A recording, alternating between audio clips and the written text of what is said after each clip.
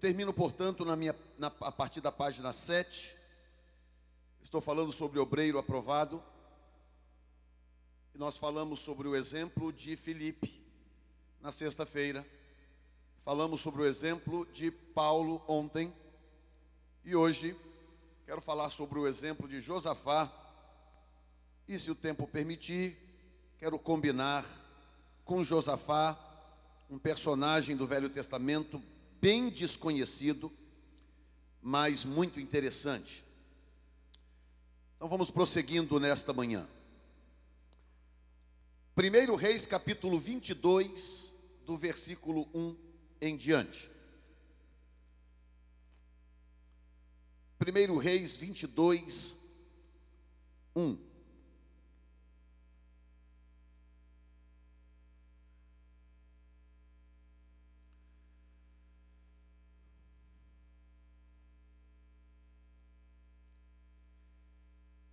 E estiveram quietos 3 anos, não havendo guerra entre a Síria e Israel. Porém, no 3º ano, sucedeu que Josafá, rei de Judá, desceu para o rei de Israel. E o rei de Israel disse aos seus servos: não sabeis vós que Ramote Gileade é nossa? E nós quietos, sem a tomar da mão do rei da Síria? Então disse a Josafá: irás tu comigo a peleja a Ramote Gileade? E disse Josafá ao rei de Israel: serei como tu és, e o meu povo como o teu povo, e os meus cavalos como os teus cavalos. Disse mais Josafá ao rei de Israel: consulta, porém, primeiro hoje a palavra do Senhor. De bobo ele não tinha nada. Consulta, porém, primeiro hoje a palavra do Senhor. Então o rei de Israel ajuntou os profetas, até quase 400 homens, e disse-lhes: irei a peleja contra Ramote Gileade, ou deixarei de ir? E eles disseram: sobe, porque o Senhor a entregará na mão do rei. Parecia até um coral. Disse, porém, Josafá: não há aqui ainda, diga comigo, ainda, não há aqui ainda algum profeta do Senhor ao qual possamos consultar? Então disse o rei de Israel a Josafá: ainda há um homem por quem podemos consultar o Senhor, porém eu o aborreço, porque nunca profetiza de mim bem, mas só mal. E este é Micaías, filho de Imlá. E disse Josafá: não fale o rei assim. Então o rei de Israel chamou um eunuco e disse: traze-me depressa a Micaías, filho de Imlá. E o rei de Israel e Josafá, rei de Judá, estavam assentados, cada um no seu trono, vestido de vestiduras reais, na praça, à entrada da porta de Samaria, e todos os profetas profetizavam na sua presença. Era o congresso nacional dos profetas. E Zedequias, filho de Quenana, fez para si uns chifres de ferro e disse: assim diz o Senhor, com estes ferirás os ciros até de todos consumir. E todos os profetas profetizaram assim, dizendo: sobe a Ramote Gileade e prosperarás, porque o Senhor a entregará na sua ou na mão do rei. Digam graças a Deus. Nós vamos ver o resto no andamento da mensagem. Josafá foi o 4º rei de Israel. No caso do reino de Judá, o reino do sul, o reino de Judá, filho do rei Asa, e reinou em Judá em 873 a 849 a.C. Ele foi contemporâneo do maligno casal Acabe e Jezabel, e dos reis Acasias e Jorão, filhos de Acabe. Você encontra os textos das referências aí. Josafá está classificado entre os bons reis de Judá, e fez o que parecia reto aos olhos do Senhor. Josafá é um grande exemplo de um obreiro aprovado, que alcançou grande sucesso em tudo o que fez, porque tinha um código pessoal: conhecer a vontade de Deus e nunca se apartar da palavra do Senhor. Josafá estava cercado de mediocridade. impiedade e falta de temor. Ele poderia ter se tornado mais um homem na história que cedeu aos encantos do poder, do dinheiro e da fama, como muitos o fizeram, mas preferiu andar de forma a agradar a Deus para alcançar o favor do Senhor e se tornar um obreiro aprovado por Deus. Uma outra marca na vida de Josafá é que ele soube valorizar o fato de ser fruto de uma reforma espiritual, porque era filho de um dos reis mais bem-sucedidos de Judá, o rei Asa. A reforma do rei Asa tornou-se um dos paradigmas de liderança espiritual, temor ao Senhor e compromisso com a palavra escrita de Deus. Sendo assim, Josafá aprendeu a valorizar a influência que recebera de quem estava acima dele, preservando os valores espirituais que lhe foram transmitidos. Ele sabia que o seu sucesso começava na relação com o seu pai. Ao absorver a influência do pai, ao invés de tentar apagá-la, Josafá reivindicou diante de Deus o mesmo favor que ele dera a Asa. Josafá entendia muito bem de herança espiritual. Ao estudarmos o reinado de Josafá, podemos facilmente destacar suas fraquezas e suas virtudes, mas acima de tudo, verificamos o sucesso do seu ministério monárquico diante do povo de Deus, ou diante do povo e diante de Deus. Sem sombra de dúvida, Josafá é um grande exemplo de um obreiro aprovado. Um obreiro com um espírito superior. 1 Reis capítulo 22, diga-se de passagem, é o último capítulo do livro de 1 Reis. Ele encerra exatamente com este momento, esta transição do reinado do norte. Você certamente já sabe, eu não quero gastar muito tempo com a história da divisão dos reinos, mas você sabe, Israel teve 3 reis unificados. Saul foi o primeiro rei e desobedeceu a Deus, fez o que era mal aos olhos do Senhor, terminou de uma forma trágica, suicidando-se.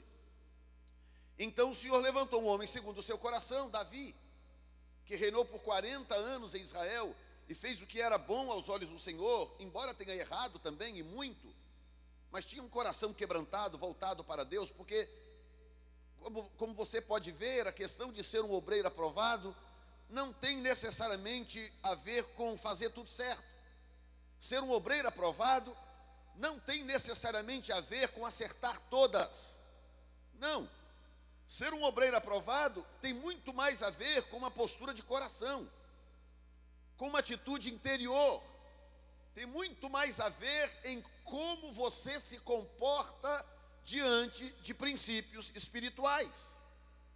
Se você tem um coração quebrantado e contrito, o qual o Senhor não desprezará, você tem muito maior possibilidade de chegar bem, de encerrar bem a sua carreira, porque embora você cometerá erros como qualquer um outro cometerá, você saberá voltar desse erro, você saberá se arrepender, você saberá consertar, que era o caso de Davi.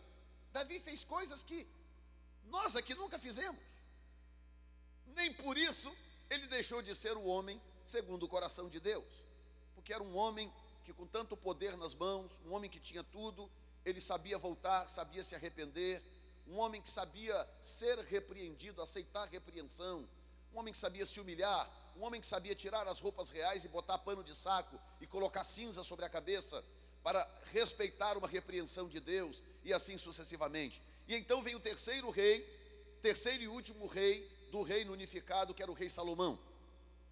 Só que o rei Salomão começou muito bem e terminou muito mal. Na verdade, no fim mesmo ele voltou, consertou, mas da metade para quase o final da sua história do seu reinado, Salomão se desviou de Deus e fez coisas absurdas, bárbaras. E aí Deus então decidiu julgar Salomão, e Deus fez algo muito curioso. Deus chegou para Salomão e falou assim: olha, eu vou te punir, porque você virou as costas para mim, você não fez comigo como seu pai fez. Só que por amor ao seu pai, não vou dividir o seu reino com você em vida. Eu vou esperar você terminar o reino, e quando terminar o seu reino e você morrer, eu vou dividir o seu reino. E foi exatamente isso que Deus fez. Quando Salomão morreu, o herdeiro do seu trono seria o seu filho Roboão. Só que Deus já começou a engatilhar a coisa antes, porque Salomão tinha um servo chamado Jeroboão, que era um rapaz dinâmico, um bom líder, e tinha influência no reino, supervisor da construção do templo. E nos seus delírios, do seu desvio, Salomão começou a se enciumar de Jeroboão. Resumindo a história, que eu não posso realmente parar nessa história, Jeroboão foi exilado, teve que fugir do reino para se proteger de Salomão. Salomão morreu, Roboão então herdou o trono. Quando Roboão herdou o trono, Jeroboão voltou do exílio. E aqui está a prova de que não havia espírito de rebeldia em Jeroboão. Ele se corrompeu depois, porque o poder na mão da pessoa errada é um problema. Então o que corrompeu Jeroboão foi o poder, foi a riqueza, foi a fama. Ele voltou do exílio, procurou Roboão e disse: eu estou aqui, o senhor sabe, o seu pai foi muito duro conosco e impôs sanções muito pesadas e tal, e abriu o coração e disse: aqui estou eu, junto com alguns anciãos de Israel e parte do povo, estamos pedindo misericórdia, nós queremos servir o rei. E aí Roboão falou assim: tudo bem, volta depois que eu te dou uma resposta. Aí Roboão foi lá, reuniu os anciãos, os homens maduros, vividos, experientes, falou: o que é que vocês acham? E aí eles deram o conselho próprio da experiência. Disseram assim: olha, majestade, se esse moço fosse rebelde, ele não teria vindo aqui. Se o rei for bom com ele, for magnânimo e usar de benignidade, ele vai servi-lo para o resto da vida. Agora, se o rei tentar pressioná-lo, oprimi-lo, pode dar problema. Roboão falou: tá bom, muito obrigado, podem sair. Saiu por uma porta e ele mandou entrar a garotada pela outra. Aí eu costumo chamar dos punks, de entrar os punks. Entrar os punks pela outra porta. Aí Roboão falou assim: escuta, o que é que vocês acham? Aí a garotada falou assim: aqui nada, não houve escuta essa velharada não, eles não sabem o que é que dizem. O negócio é o seguinte: se o punho do seu pai era pesado, que o seu dedo seja mais. Se o seu pai os açoitou com chicote, você vai açoitá-los com escorpião. E deu um conselho tenebroso, uma coisa horrível. E Roboão tornou-se um exemplo, um paradigma desta classe de pessoas que tem dificuldade de ouvir pessoas mais experientes. Sabe aquela fase da criação dos filhos? Chega uma época que os filhos juram que sabem mais do que os pais. E não importa o que você diga, não importa, eles juram que sabem mais do que você, a opinião deles é mais forte, eles sabem melhor e blá, blá, blá, blá, blá, até passar aquela fase, chegar então a fase do reconhecimento, quando então eles param e olham para trás e dizem: meu pai foi um sábio. Mas aí já passou o tempo, quando ele chega à época de reconhecer de fato. Então Roboão representa isso. Ele ficou com o conselho dos rapazes, chamou Jeroboão de volta e disse exatamente isso: não, eu vou oprimir vocês mais ainda, meu pai chicoteou vocês com chicote, eu vou chicotear com um escorpião e tal, e foi. Jeroboão falou: tudo bem, é assim que Vossa Majestade quer, deu as costas e dividiu o reino. Agora, a divisão do reino foi uma coisa curiosa. Pastor Abraão de Almeida deu uma pincelada rápida aqui anteontem, se eu não me engano. A divisão do reino foi curiosa, porque o fator de divisão do reino foi exatamente Benjamim. Porque, ao contrário do que alguns pensam, o reino não foi dividido em 1 e 11, ou 1 e 12, que na verdade eram 13 tribos, né? No total. O reino foi dividido, apesar de que são 13, são chamadas de as 12 tribos de Israel, mas isso é uma outra história, uma outra mensagem. O reino foi dividido entre 10 tribos e meia e 1 tribo e meia, porque metade de Benjamim ficou de um lado e a outra metade de Benjamim ficou do outro lado.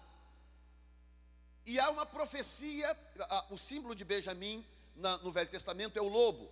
E há uma profecia para o milênio de que o lobo e o cordeiro deitarão juntos. É uma profecia alusiva à restauração do reino. Ou seja, foi uma divisão tão bem feita que ela só será restaurada no milênio. Até o milênio, Israel será o que é. E outra coisa, só Deus pode também a essas alturas, porque ninguém mais sabe que tribo, quem é, de onde, de que tribo é, ninguém mais sabe, não tem como. Hoje existe os pastores que estiveram lá, talvez saibam disso até melhor do que eu. Existe um instituto em Israel, rabínico, que existe para pesquisar as tribos, a origem das tribos. E estão localizando tribo no Paquistão, tribo na Etiópia, e por aí vai. Eles estão traçando a linhagem das tribos para tentar reconectar essas tribos. Mas convenhamos, humanamente falando, é impossível. Impossível. Por isso que na grande tribulação Deus vai ter que mandar Elias. Vai lá, Elias, resolver esse problema lá. E Elias vem então do céu com revelação. Elias e um segundo personagem, que eu não vou entrar no debate aqui, se é Moisés, se é Enoque, as duas testemunhas que vêm e trazem do céu esta informação e esta revelação, e então marcam nas testas as tribos. Você é dessa tribo, você é daquela, e então no milênio vem a restauração, quando então o lobo volta a deitar com o cordeiro. Quando as tribos se reúnem, e então volta a ser um reino só para a glória do nome do Senhor. Digam graças a Deus. Mas então vem a divisão do reino. E o que acontece? Nesta divisão do reino, que tinha propósitos divinos, então Roboão fica com o reino do norte, o reino do sul, perdão, porque é da sequência na linhagem de Davi, e Jeroboão fica com o reino do norte, com a capital em Samaria, Roboão com a capital em Jerusalém, Jeroboão com a capital em Samaria, e portanto os seus descendentes dariam sequência a isto. Então agora nós estamos diante já da quarta geração. Nós temos Acabe no reinado do norte em Samaria, e temos Josafá no reinado do sul em Jerusalém. Logicamente que a divisão do reino gerou um litígio.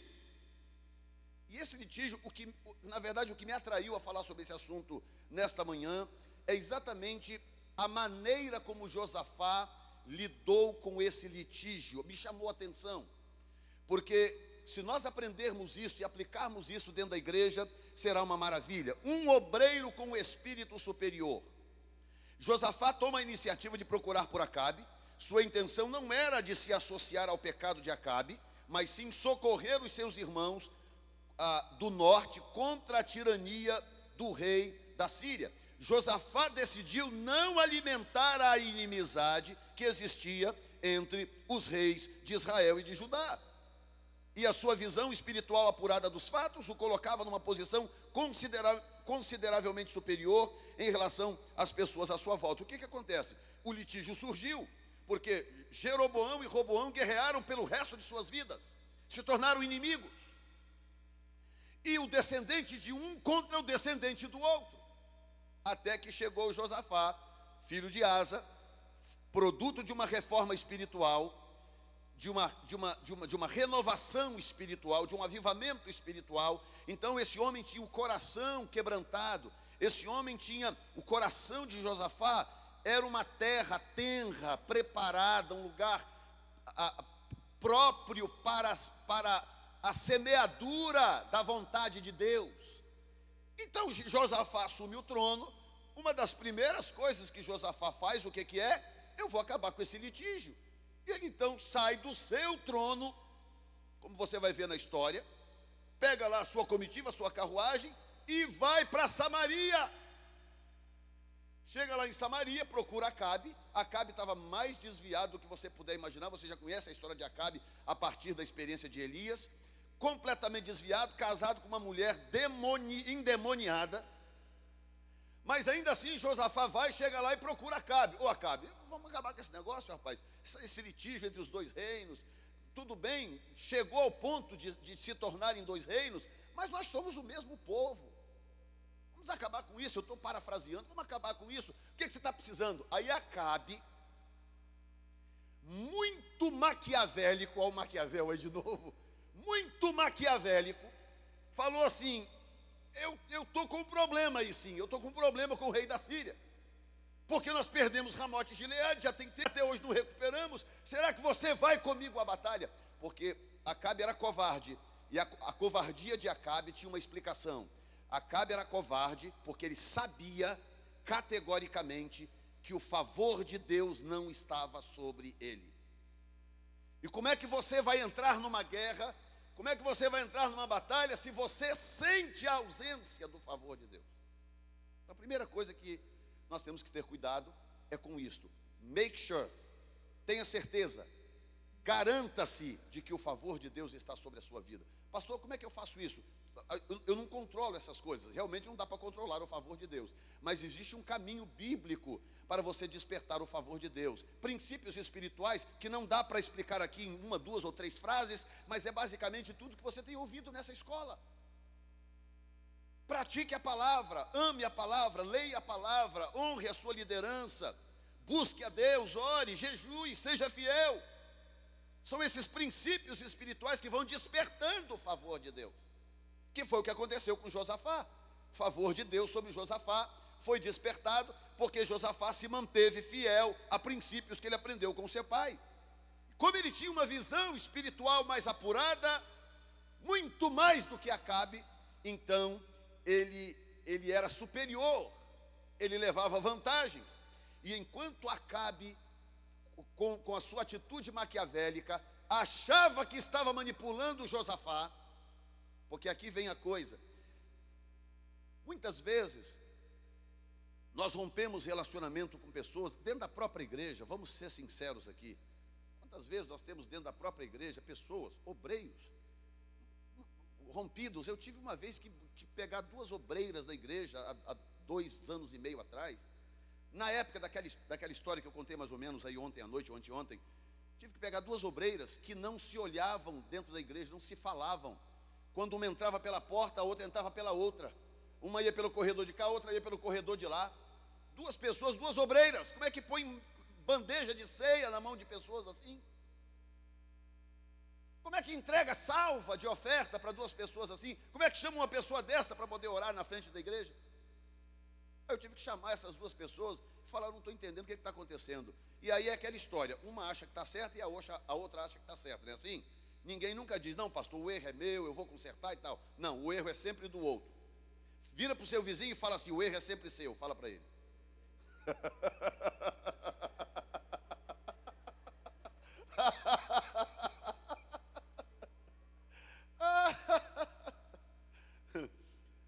Né, isso aí é o que a gente gosta de dizer. Agora vamos dizer o que o Espírito Santo diria?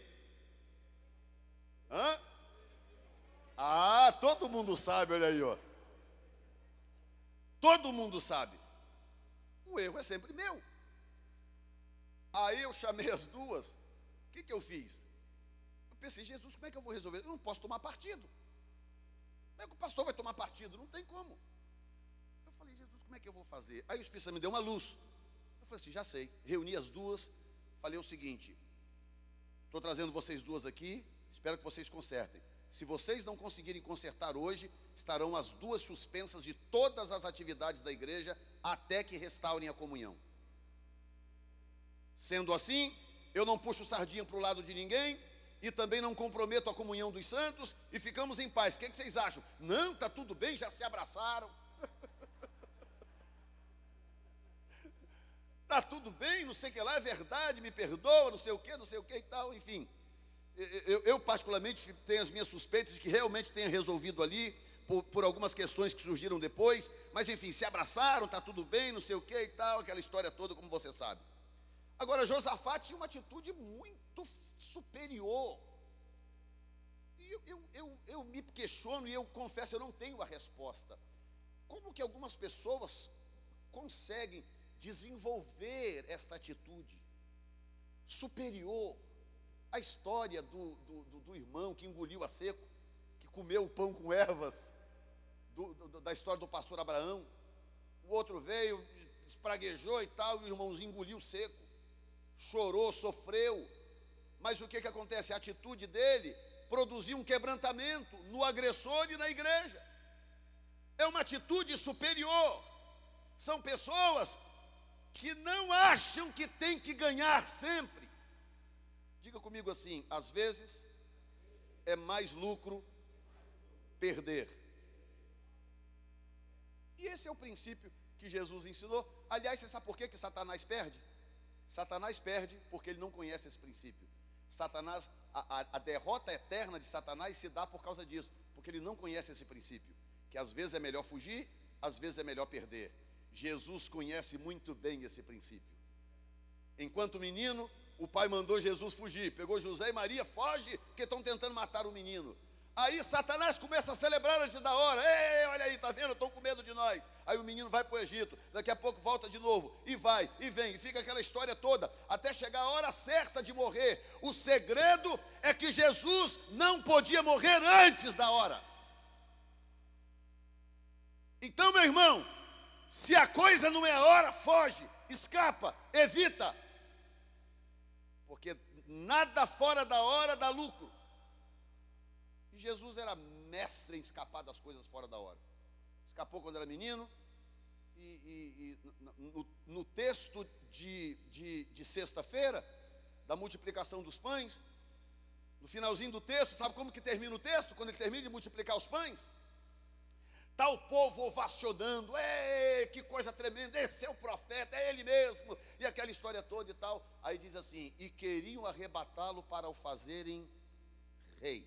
Agora, pastor Abraão de Almeida, na sua sapiência, se Jesus vai ser rei de qualquer maneira, se ele volta lá no capítulo 19 de Apocalipse, como rei dos reis e senhor dos senhores, por que ele fugiu? Porque não era a hora. O desastre de muitos obreiros na obra de Deus é que eles querem antecipar a hora. A questão não é se você será ou não, você foi chamado para ser. Só que ser fora da hora causa o mesmo desastre que não ser. Aí quando Jesus viu aquilo, ele foi saindo de fininho aqui, entrou numa moita ali, foi, sumiu. Que eles estão ali caçando, cadê ele? Já estava longe. Porque aquilo era uma... Agora, você consegue imaginar o próprio Satanás tentando promover Jesus a rei? Cabe na sua cabeça um negócio desse? Porque ele sabe o que acontece quando o indivíduo tenta ser o que foi chamado para ser na hora errada. Aí o indivíduo não espera, vai lá e divide, força a barra, atropela, passa por cima da autoridade. Por quê? Porque ele quer ser. E não é que ele quer ser o que não foi chamado para ser. Ele quer ser o que foi chamado para ser. Só que a hora está errada. É o timing que está errado. Então Jesus foi e escapou. Aí outra hora tentaram matá-lo. O pastor esteve lá no precipício. Tentaram jogá-lo do precipício. Ora, já que ele vai morrer pelos nossos pecados anyway, por que ele não deixou o povo jogar ele lá de cima? Porque não era a hora. E eu considero esse um dos maiores desafios de qualquer obreiro em crescimento: discernir a hora. Não é fácil ser escolhido para liderar todo Israel e passar anos dentro de uma caverna. Anos. Escolhido para ser o rei do povo de Israel e exilado entre o inimigo, se fingindo de doido. Estou falando de Davi. Como é que você explica um negócio desse? Aí você entende como que um homem se torna segundo o coração de Deus. Esse homem tem que ser segundo o coração de Deus.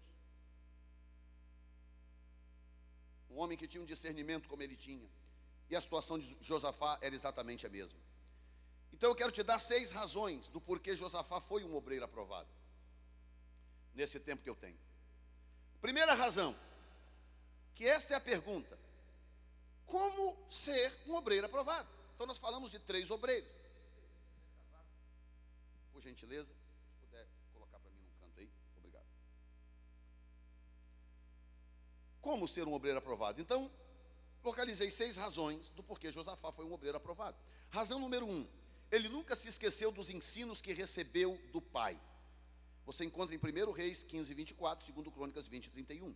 Josafá soube valorizar algo que muita gente não sabe: a herança espiritual que vem de cima. Ele espelhou e reproduziu o mesmo espírito de temor que vira no seu pai Asa. Essa atitude o poupou de seguir uma desastrosa e de fazer o que era mal aos olhos do Senhor. Não há nada melhor do que ser aprovado por Deus. Diga comigo, não há nada melhor do que ser aprovado por Deus. Então, segredo número 1 de Josafá. Não vou mandar você anotar porque a apostila está aí na sua mão, então ouça bem. Segredo número 1, por que Josafá foi um obreiro aprovado? Segredo número 1, ele nunca se esqueceu dos ensinos que vieram de cima. Assumiu o trono, papai morreu, põe a coroa aqui, sou eu, coroa, pronto. E a monarquia naquela época era barra pesada. Hoje monarquia é outra história, monarquia parlamentarista, o rei não manda absolutamente nada. Naquela época não, meu filho, era monarquia teocrática. Era o rei, ponto final. O rei dizia, estava dito. O rei mandava matar, morria. O rei deixava viver, vivia. O rei mandava empobrecer, empobrecia. O rei mandava enriquecer, enriquecia. E lá está o homem sentado num trono de ouro, com uma coroa de pedras preciosas na cabeça. Qual é a primeira coisa que ele faz? Ele lembra do pai. Como é que o meu pai obteve sucesso? O meu pai fez uma reforma em Israel, em Judá.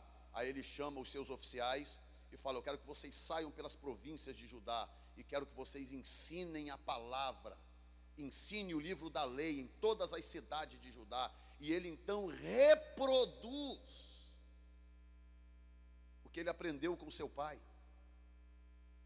Portanto, ele estava a caminho da aprovação, a caminho do favor do Senhor. Número 2, ele buscou o Senhor de todo o seu coração. Diga comigo, de todo o coração.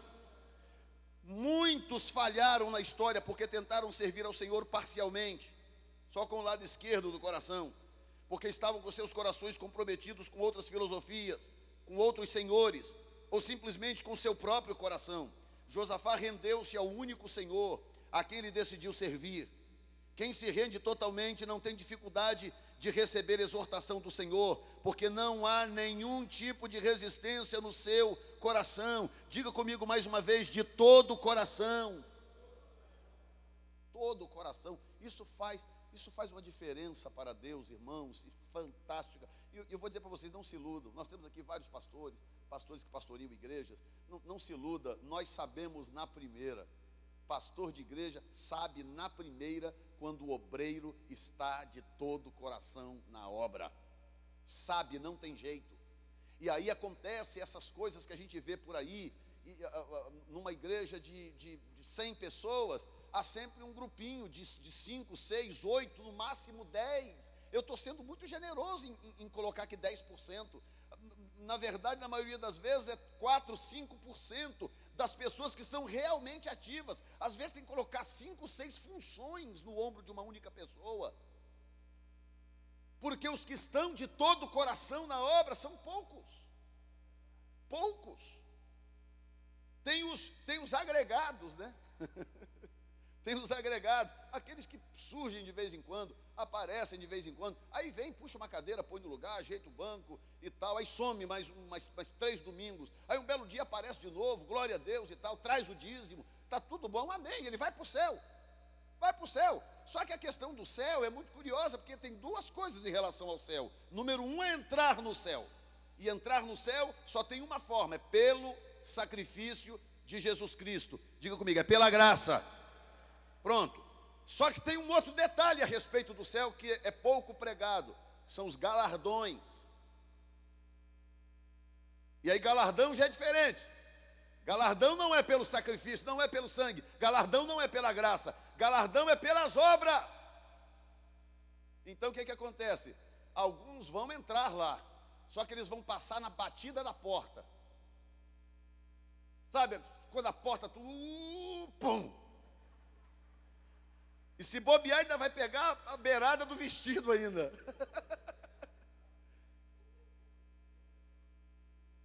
Aí ele vai chegar todo animado. Ah, que maravilha. Olha o céu. Meu Deus, conseguimos. Aleluia. Vai ser realmente uma festa. Vai ser uma coisa tremenda. Aí quando acabar aquele delírio, ele vai chegar para o anjo e falar, escuta, e aí, onde é que eu moro? Deve ser pertinho do trono ali? Não, é lá no canto do muro da cidade. Ah, mas como assim? Eu e o pai somos tão colegas, tão amigos. É, mas deixa eu ver aqui a sua relação de galardões. Sobrou para você uma cabana. É uma cabaninha lá no canto do muro. E quer saber, meu irmão, ainda dá glória a Deus, que aqui atrás da sua cabana vai ter uma pedra de esmeralda enorme encravada no muro. Estão entendendo, irmãos? As pessoas não valorizam mais, elas não entendem mais essas coisas. Porque nós estamos a igreja tornou-se tão secularista. O que dá ibope hoje? Vamos falar a verdade. O que dá ibope hoje? Campanha da prosperidade. 3 novenas. Quem foi que falou das novenas aqui? 3 novenas para não sei o que lá. 7 passos para ficar milionário. É assim. E as multidões vêm, e aquela coisa, e tal, e blá, blá, blá, e por aí vai. E dinheiro vai, e dinheiro vem.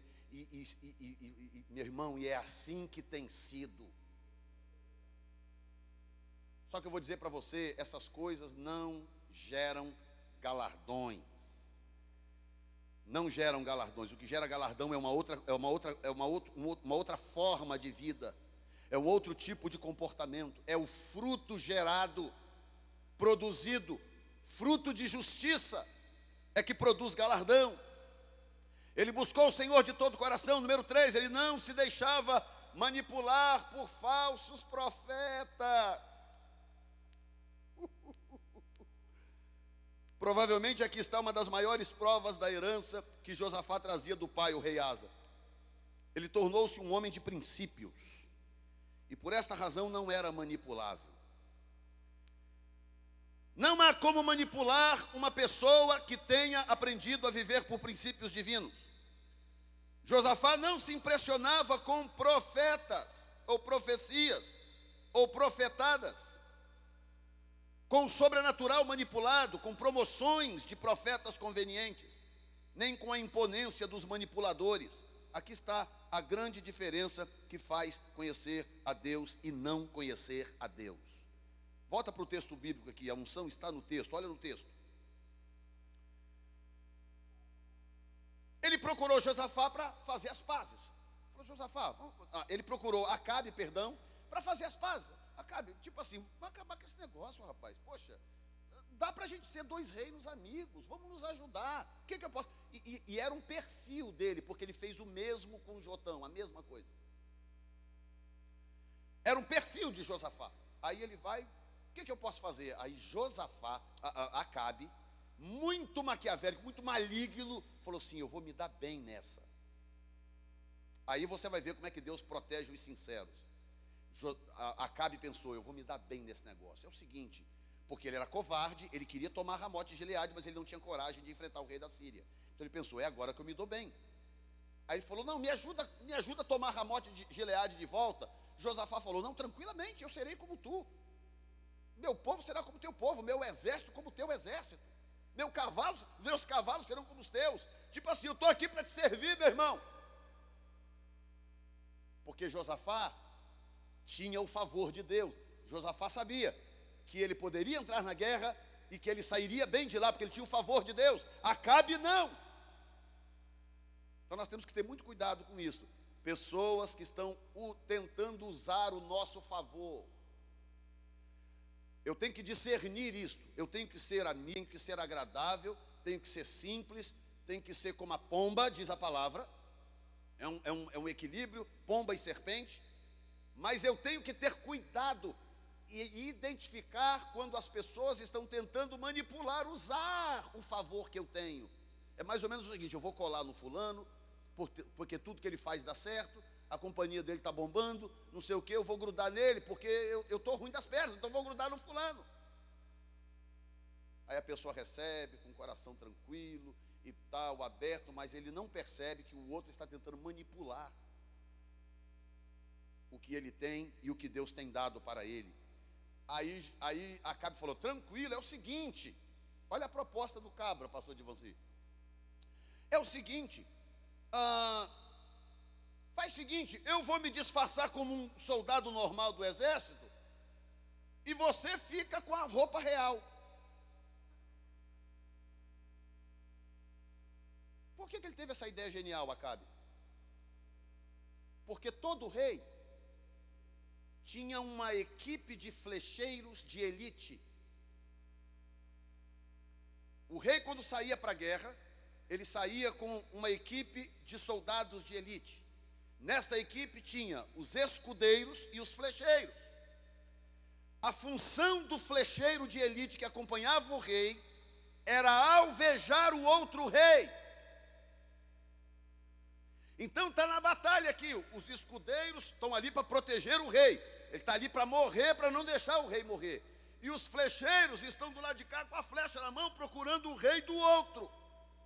Aí Acabe falou, não, o negócio é o seguinte, nós vamos, boa ideia, vamos sim. Só que é o seguinte, eu vou me disfarçar de um soldado normal, mas você fica com as roupas reais.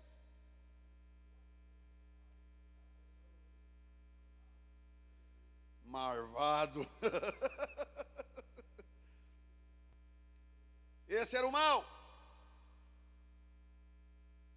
Eu lembrei da história da briga da rinha de galo. Uma história interessante. O camarada, muito dinheiro no bolso, chegou numa rinha de galo em algum lugar lá em Valadares.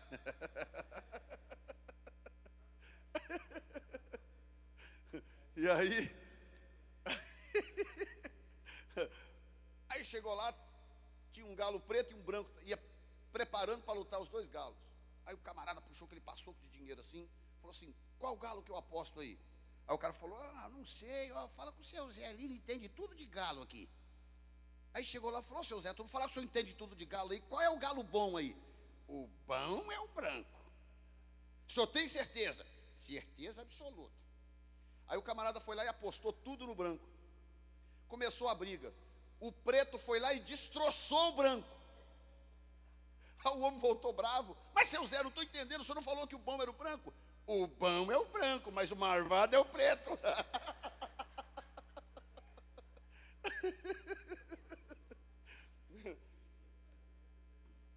E aqui é a mesma história. O bom é Josafá, o marvado é o Acabe, que está usando da bondade do coração do outro para se dar bem. Mas irmãos, ouça esta palavra nesta manhã que vem de Deus. Não cesse de ser bom, porque o Senhor te protegerá.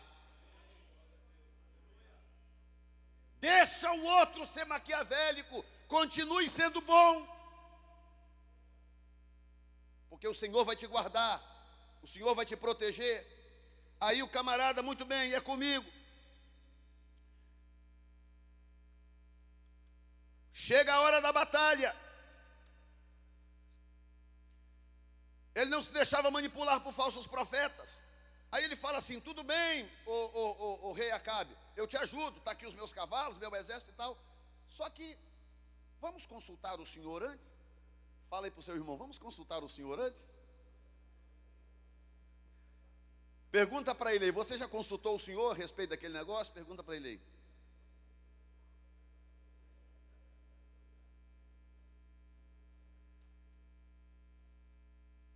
Que é muito curioso, eu não sei se aqui é como lá em Boston, e como na Indonésia, e como lá em Framingham. As pessoas só trazem o problema para o pastor quando o caldo entorna. O camarada está fazendo um negócio que ele acha que é um negócio da China, ele fica caladinho.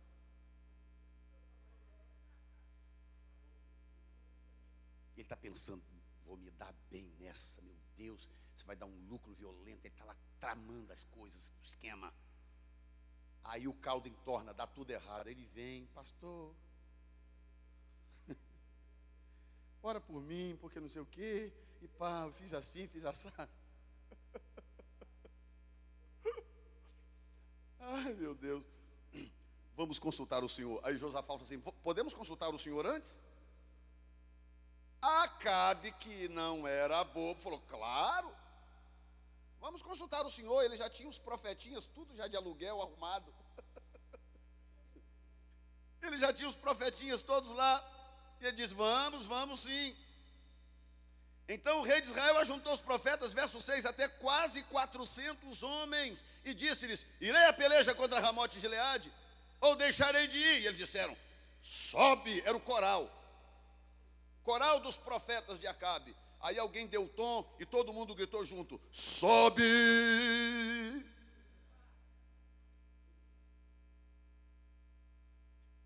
E pode ler o texto depois. Eu sou meio brincalhão, meio teatral, mas olha o texto depois. Era um circo, literalmente um circo. 400 profetas, e um corria para lá: isso, assim diz o Senhor, sobe. E o outro: sobe, varão, e tal. Aí o outro não se satisfez com aquilo, foi lá e pegou um chifre de ferro.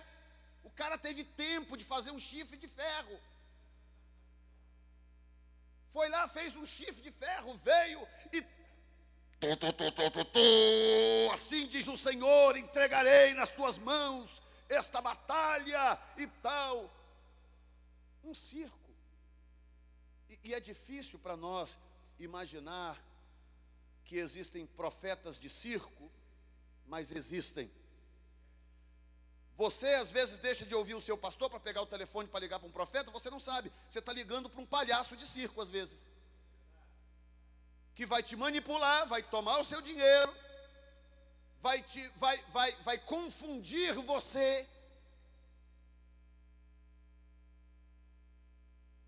E todos nós aqui já tivemos experiências nesse sentido. Eu já tive tantas, mas uma das que talvez mais me marcou foi uma irmã que chegou para mim uma vez e falou: pastor, preciso falar, ligou para mim: pastor, preciso falar com o senhor, pastor, estou muito aperreada, pastor, eu preciso falar, preciso de uma orientação. Aí marcamos lá, arrumamos um jeito para encontrar e atender a irmã. Falei: meu Deus, o que está acontecendo? O que é? Será que o marido resolveu sair de casa? Alguma coisa assim grave? Aí: pois não, minha irmã, chegou a hora. Pastor, estou muito confusa, pastor, muito confusa. Porque eu estava fazendo um negócio, eu acho que vendeu uma casa lá, alguma coisa que ela ia fazer, que eu não me lembro dos detalhes. Era um negócio que envolvia dinheiro. E aí, pastor, a fulano de tal, não sei da onde, profetizou para mim, disse que o negócio era de Deus, disse que era para fazer, e que não sei o quê, que o Senhor ia abençoar, que o Senhor ia pôr a mão. Pastor, deu tudo errado, e os papéis estavam errados, o comprador me deu um golpe, e não sei o quê. E aí, estava assim, desesperada: pastor, o que eu faço? Aí é a hora que a gente fica numa sinuca de dois bicos, né? Tem o que você queria dizer e tem o que você deve dizer. O que eu queria dizer era o seguinte: liga para o profeta de novo. Isso é o que eu queria dizer. É o homem Jefferson. Mas aí veio o coração de pastor: não, meu irmão, vamos aqui orar ao Senhor. Você não deveria ter feito isso. Você sabe que você tem igreja, você não deveria, mas vamos orar ao Senhor, vamos pedir ao Senhor para pôr a mão, para interceder. Resultado: o Senhor realmente interviu e abençoou e socorreu e tal. Mas olha que ponto chegamos. Porque as pessoas não querem conhecer a Deus, porque as pessoas não querem conhecer a palavra de Deus, e elas não querem andar por princípios espirituais, então elas querem profetas a tiracolo. Vamos consultar o Senhor, vamos embora, chama aí os profetas, e vem aquela turma de profetas, tudo homem comprado por Acabe, homens que realmente não ouviam a voz de Deus. Mas Josafá não, meu irmão. Aí o texto continua, verso 7. Josafá diz assim: não daria para a gente consultar o Senhor antes? Dá sim, chama aí os profetas, 400. Aí vem, profetiza, corre para lá, corre daqui, corre dali. Só que Acabe, Josafá, fruto de uma restauração espiritual, ele não era bobo. Ele está sentado lá no trono dele, está olhando aquela coisa, e corre para lá, e um pula para cá, e o outro sobe no banco, e o outro pendura não sei aonde, e o outro faz um chifre de ferro, e o não sei o que lá. Ele está olhando aquilo. Aí no verso 7, ele fala de um jeito até engraçado. Ele diz assim: disse, porém, Josafá, não há aqui ainda algum profeta do...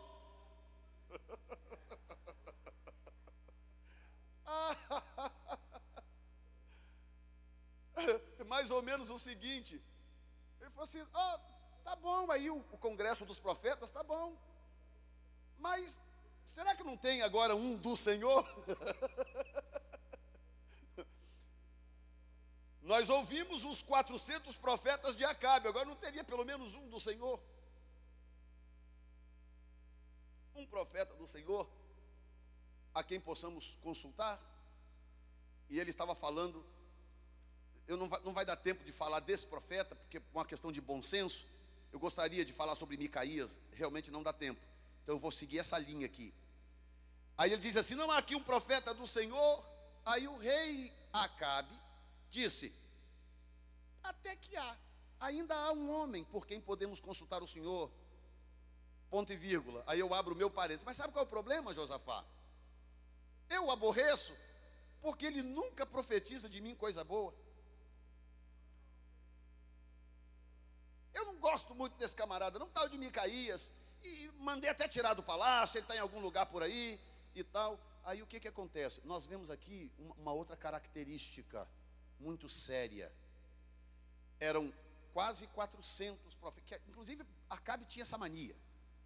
Com Elias eram 400 profetas de Baal, agora tinha mais 400 no palácio. Ele tinha essa mania de 400, não sei porquê. Mas aí o que acontece, irmãos? O verdadeiro profeta do Senhor não estava lá, porque aquilo ali já tinha se tornado um sistema corrompido, manipulado. O profeta do Senhor estava em outro lugar completamente diferente. Por isso que é interessante, né? Uma vez você me falou uma coisa, talvez, nem sei se você lembra disso. Logo que eu tinha aberto a igreja, os dois aqui que me deram apoio na época, o pastor Hélio e o pastor Divonci, quando nós começamos a igreja ali em 2006, e o pastor Hélio me ligou e tal, falou assim: olha, eu tô isolado por aqui, estou quietinho aqui no meu canto, estou tentando não me envolver com determinadas coisas, mas fiquei sabendo, estou ligando para o irmão para te dar o apoio e tal. E aí aquela palavra sua, que foi casual, de certa forma, foi como se fosse um rema de Deus para mim, porque eu passaria depois mais ou menos uns 2 anos e meio isolado, que na época parecia que eu estava com lepra, ninguém queria chegar perto de mim, e eu tinha que aguentar passar aquele processo da lepra, isolado, mas foi bom, porque aquele isolamento me deu, aguçou a minha visão, aumentou o meu discernimento, eu vi quem era quem. Ou seja, nem sempre você vai achar o verdadeiro profeta do Senhor embolado no sistema, meu irmão. Nem sempre, desculpa aqui o professor, ele é a exceção do que eu vou dizer, nem sempre o profeta do Senhor está lá no palco dos Gideões. Nem sempre o profeta do Senhor está nas grandes conferências mundiais. Às vezes, meu irmão, está dentro de uma igreja, em algum lugar, numa cidadezinha qualquer. Porque quando você decide não se vender, há um preço alto quando você decide não se vender. E aí o que acontece? Aparentemente, por que algumas pessoas se corrompem? Alguns, o caso de Jeroboão, alguns começam muito bem, quebrantado, não, amém, e tal. Aí o pastor anima, poxa, fulano de tal vai dar um obreiro tremendo, e tal. Aí o pastor já investe, e vai, promove, e tal, aquela história. Aí vai crescendo, vai crescendo. Aí passa um tempo, daqui a pouco aquela pessoa começa a se corromper. Por que algumas pessoas se corrompem? Uma das razões, e a fase em que muitos se perdem, é a fase da espera. É aquela que nós acabamos de descrever, a fase da caverna, é a fase de Tarso. Enquanto o avivamento está acontecendo aqui e acolá, Paulo está isolado em Tarso, em algum lugar, fazendo nada. Cheio de potencial, cheio de conhecimento. Nessa fase muitos se perdem. Por quê? Porque eles começam a olhar e pensar. Aí, agora você imagina Acasias, sentado, Micaías, sentado em algum lugar, sabe lá Deus aonde, e só olhando o circo de longe. 400 profetas, aquela correria, não sei o que lá, e um com chifre de ferro, e outro não sei o que, o outro isso, o outro aquilo, um falava isso, um falava aquilo, e é a fama, o profeta fulano de tal, o profeta ciclano. E Micaías lá no anonimato, isolado em algum lugar. Só que tem um detalhe, meu irmão, quando a coisa fica feia, se você é de Deus mesmo, vão mandar te buscar em algum lugar. Porque quando a corda aperta, meu irmão, nem o povo do circo aguenta os profetas do circo.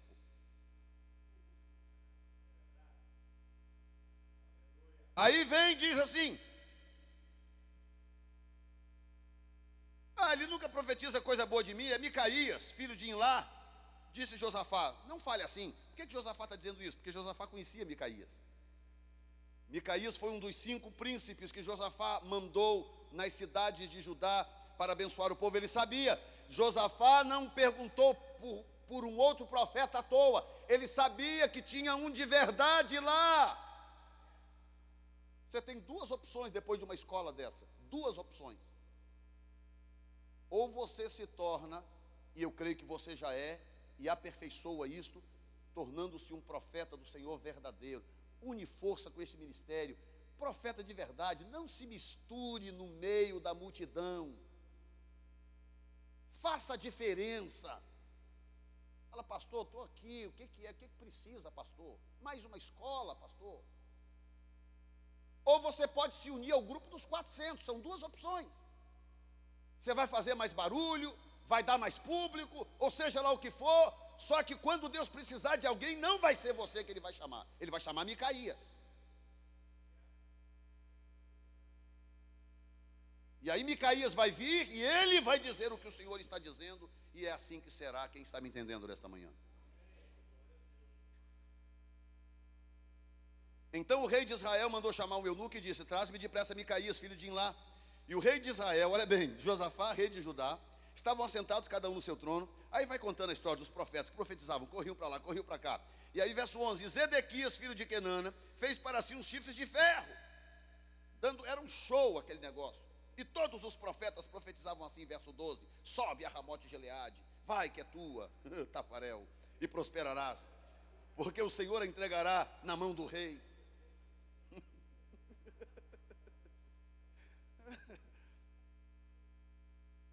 Verso 13, olha bem. E o mensageiro que foi chamar a Micaías, falou-lhe, dizendo: olha aqui, Micaías, é o seguinte, todos os profetas estão dizendo a uma só voz para o rei que vai dar tudo certo. Seja, pois, a tua palavra como a palavra de um deles. Fala bem, hein?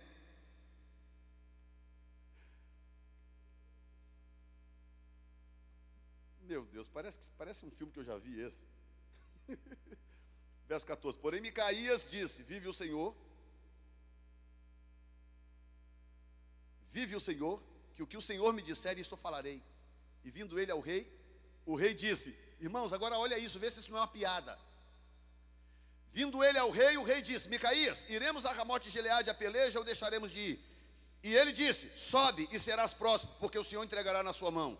Verso 16, E o rei lhe disse: até quantas vezes te conjurarei para que me digas a verdade?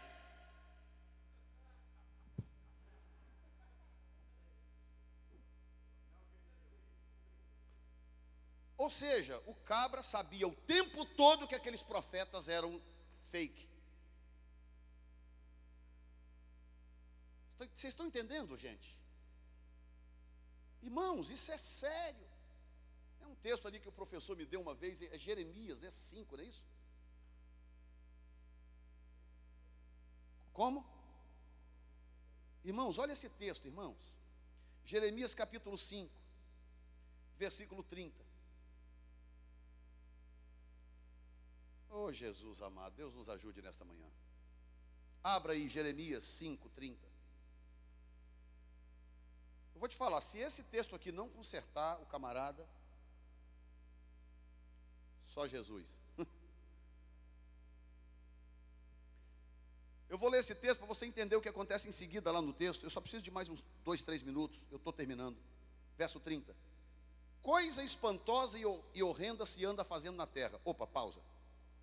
Olha para mim. Olha para mim aqui. Coisa espantosa e horrenda se anda fazendo na terra. Meu Deus, o que será? Deve ser homossexualismo, certo? Prostituição. Meu Deus, não, deve ser o quê? Chacina aonde? Deve ser essa situação do México. O que será na mente de Deus que é horrendo e espantoso? Verso 31. Os profetas profetizam falsamente e os sacerdotes dominam pelas mãos deles, vírgula, e o meu povo assim o deseja. Oh, Jesus. Aí tem uma versão que diz, né? E o pior é que o meu povo gosta.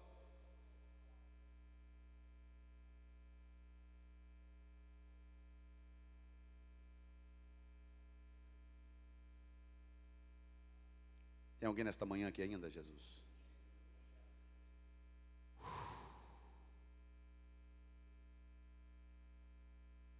Até quando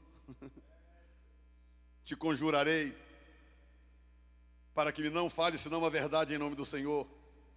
Então disse ele, verso 17: vi todo Israel disperso pelos montes, como ovelhas que não têm pastor, e disse o Senhor: estes não têm pastor, torne cada um em paz para a sua casa. Então o rei de Israel disse a Josafá: não te disse que ele nunca profetiza de mim bem algum, senão mal? Então disse ele: ouve, pois, a palavra do Senhor. Vi o Senhor assentado sobre o seu trono, e todo o exército do céu estava junto a ele, à sua mão direita e à esquerda. E disse o Senhor: quem induzirá Acabe a que suba e caia em Ramote de Gileade? E um dizia desta maneira e o outro daquela. Então saiu um espírito. Irmão, se isso aqui não estivesse escrito na Bíblia, eu não acreditava nunca. Então saiu um espírito e se apresentou diante do Senhor e disse: eu o induzirei. E o Senhor lhe disse: como? Com quê? E ele disse: eu sairei e serei um espírito de mentira na boca de todos os seus profetas. E ele disse: agora é o Senhor, tu o induzirás e ainda prevalecerás. Sai e faze assim. Olha a ordem que Deus está dando para um espírito de mentira. Vai lá, entra na boca dos profetas dele e profetiza mentira. Porque é isso que ele quer. Já que ele quer mentira, já que ele quer viver na mentira, já que ele quer praticar a mentira, vai lá e profetiza a mentira que ele quer escutar. Porque essa mentira que ele quer escutar vai levá-lo para a batalha e lá ele vai cair.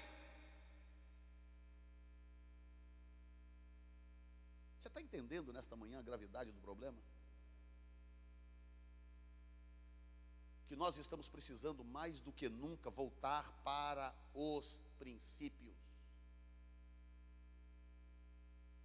Nunca se viu tanto modismo como hoje.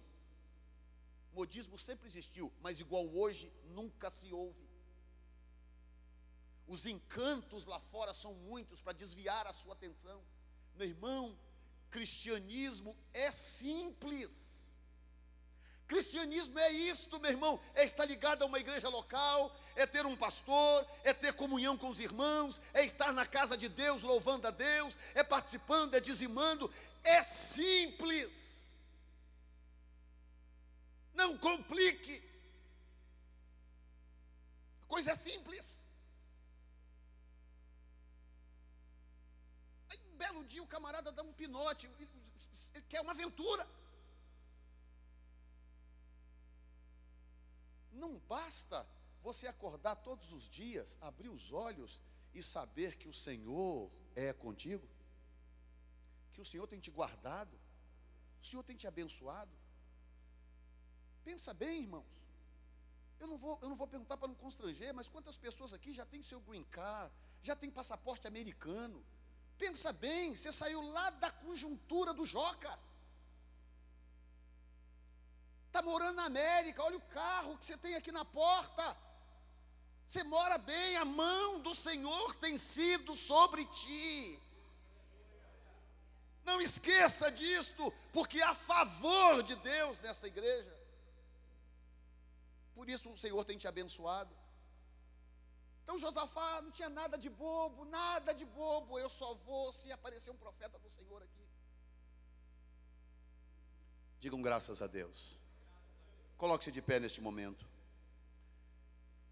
E os 3 últimos pontos diz, razão número 4, ele sabia aceitar a repreensão do Senhor.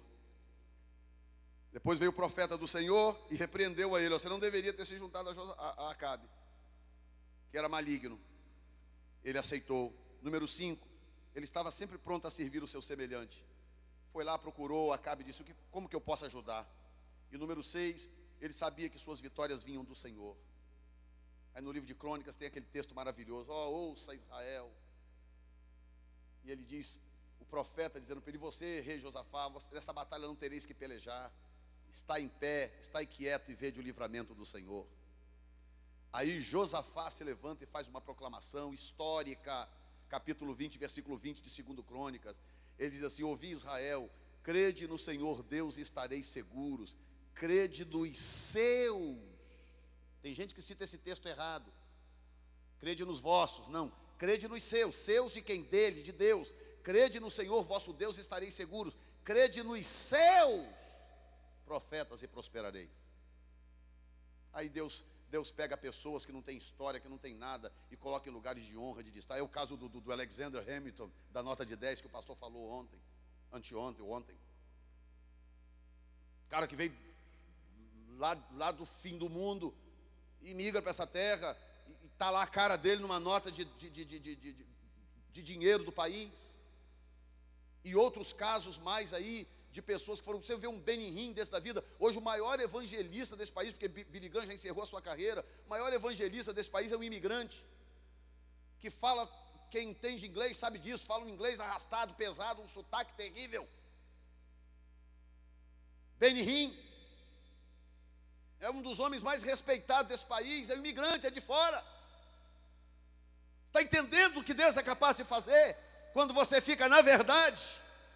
Deus é um Deus que honra, um Deus que guarda, um Deus que abençoa, um Deus que promove, que prospera, que sustenta, que levanta, que ergue, que protege, que guarda, poderoso na batalha.